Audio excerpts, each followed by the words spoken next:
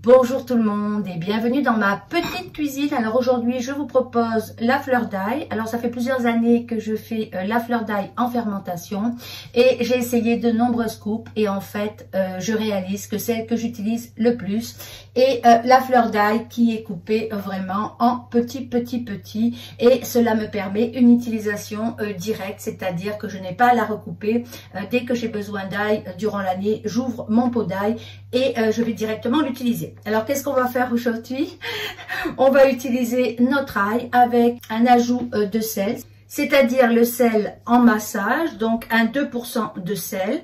Alors, ici, j'ai été passer la fleur d'ail dans mon robot. Je l'ai d'abord lavé, du moins rincé.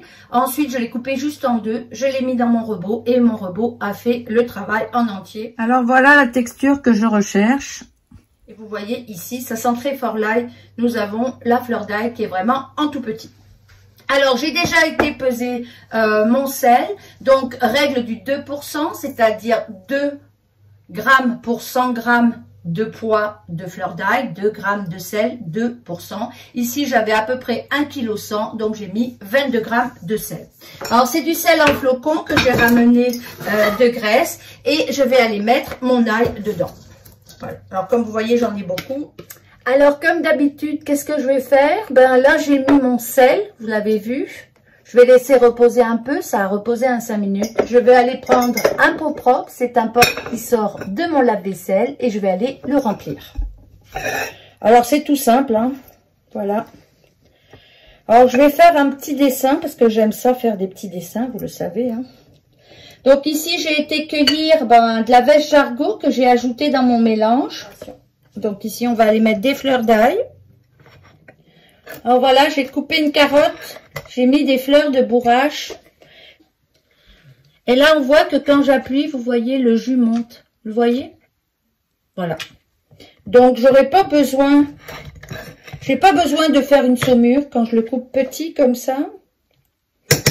Alors, moi, je vais le tasser bien. Voilà, je vais aller mettre une feuille sur le dessus. Comme toujours, on va faire la fermeture. Pas beaucoup de changements dans mes méthodes. Voilà, j'ai beaucoup de jus sur le dessus. Je vais aller prendre une feuille. Alors, j'ai pris une feuille de mon jardin. Vous prenez ce que vous voulez. Alors, moi, quand elle a une nervure importante, ben souvent, je vais aller diminuer la nervure pour pas qu'elle me dérange. Voilà.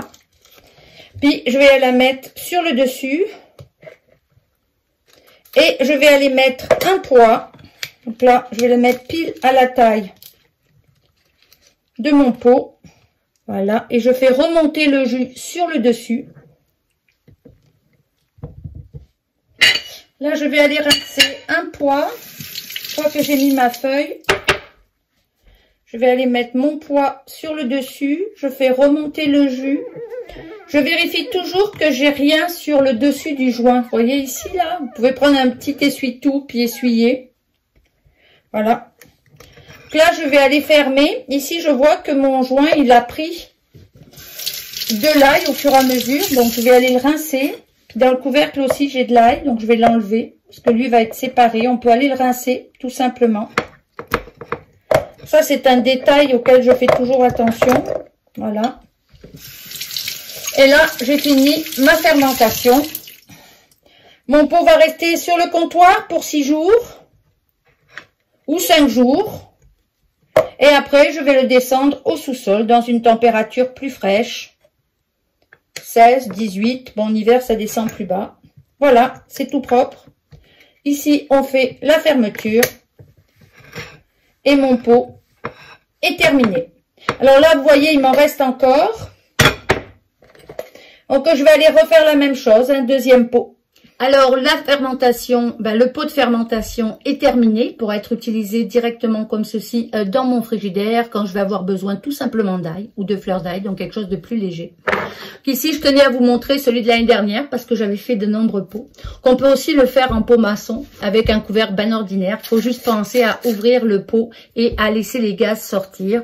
Et donc, si je vous montre, voilà ce que ça donne. Voilà. Donc vous le voyez, c'est exactement la même chose. L'année dernière, j'avais fait de nombreux pots et en fait, je réalise que je vais tout le temps piocher dans ces pots-là qui sont bien plus faciles à utiliser parce qu'elle est toute petite, elle est très fine. Voilà, je vous dis à la prochaine fois. Au revoir.